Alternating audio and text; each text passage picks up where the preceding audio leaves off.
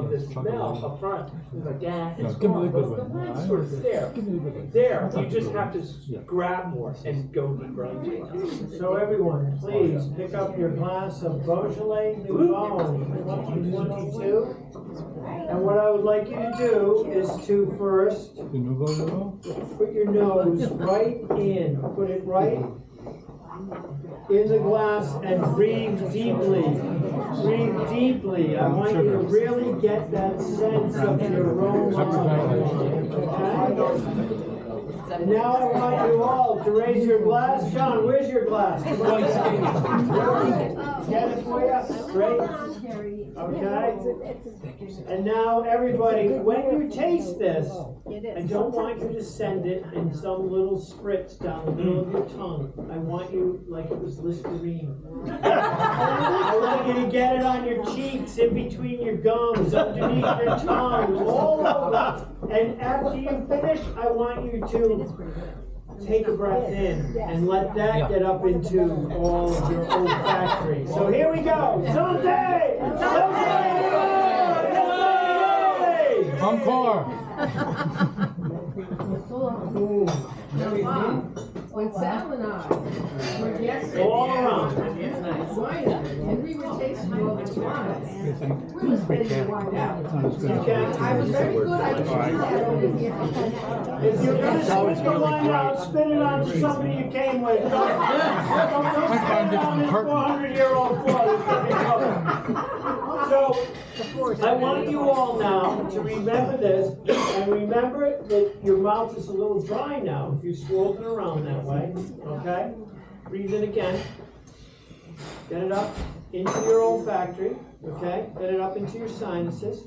You're going to get another flavor of it. Now I want you to take another sip of it, and I want you to remember these 2 sips, because once you start to eat your entree, something very different is going to happen. And what's going to happen is that your palate now is going to have some of that chicken fat, okay? Some of that flavor that's been cooked down. And what's going to happen is a very different interaction between the wine and your palate. So I just want you to remember this taste moment, and then as we start to serve the chicken, and you have a mouthful of the chicken, follow that with the wine, okay? Santé!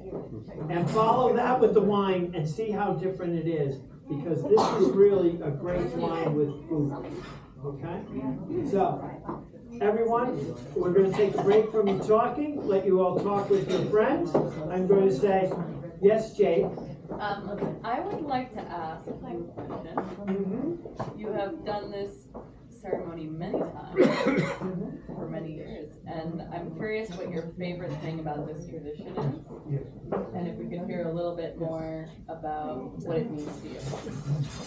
My favorite thing is knowing that one day I'll be dead and then I'll have to do this again.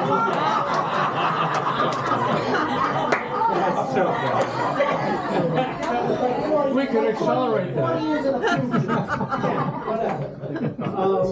My favorite thing about this whole thing is that when I went to LaSalle Academy as a junior, I was taking French class, and in order for me to pass it, because I couldn't pass it by speaking French. So for those of us who weren't going to pass by our linguistic inabilities, our teacher said, we're going to do a report on culture, and you can save your sorry butts by actually scoring well on the report on French culture. So I thought, well, you know, why not? What I'll do is I will do my report on French wine. I don't know why I was interested in French wine at that point, but I was. So I went over to a place called Town Wine and Spirits, and Don Schmidt showed me a wonderful map of the Medoc and all the wines in Bordeaux, and that was fascinating, colorful, good prop. I'm gonna pass. This is gonna work out fine. And he gave me a wonderful rundown on everything, and I went into class. And before I had left the store that day, he said, "Bob, you know, I told you all about the appellation and the labeling and the requirements. He said, why don't you just take these 3 bottles with you as part of it? I said, yeah, great, even more. Maybe I'll get an A in this thing. I don't have to take French at all anymore. So I went in, and when it came time for me, I grabbed my bag and went up and put the bottles down, and Mr. Lisi pretty much had an aneurysm. He said, Burke, what are you doing? I said, well, I'm going to give my report. He says, no, you're not. You're going to the principal's office. I said, look I want to give the report, and then I'll go to the principal's office. So he's like, all right, go ahead. So I did my thing and then packed everything up and went down to see Brother Stevens. Now, Brother Stevens sat there and he looked and he said, what were you thinking? I said, I was thinking I'd get an A because I'm not going to do this, And he looks at the bottles and it turns out he knew a little something about wine. And he said, these are actually very nice bottles, Bob. I said, yeah, you should have been at the presentation. It was good. So he said, how do you get home from school? I said, well, I live in East Providence, so I take the RIPTA. And he said, and what time do you get off the RIPTA? I said, at 3:30. He said, good. He said, I'm going to call Mr. Schmidt now and tell Mr. Schmidt that I would like him not to send wine to LaSalle Academy anymore. And I'm also going to tell him that if I have not heard from him by 4 o'clock this afternoon, you should consider yourself expelled from the academy. Okay, brother. And with that, I left, and at about 3:45, Mr. Schmidt said to me, well, I guess you're going to have to convince me to make that call. It was so close. It was so close. But he waited a few more minutes, made me sweat, and said, Brother Stephen, I have the bottles back in my possession, and should I tell Mr. Burke it's okay that he comes back to the academy tomorrow? And he said, yes, indeed. And I found the first teaching about wine to be so thrilling. I never wanted to give it up.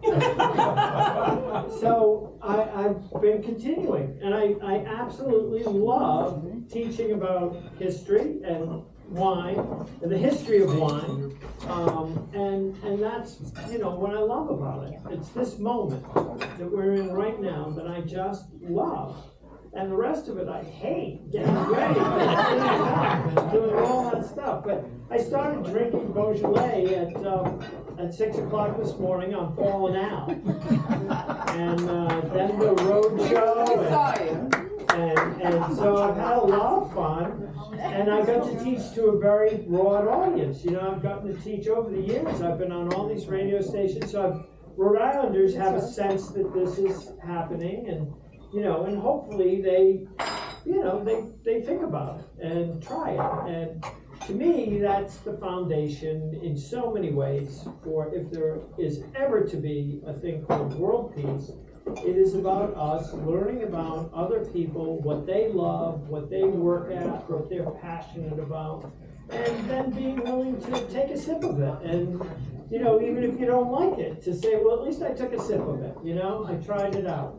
And so that is pretty much it.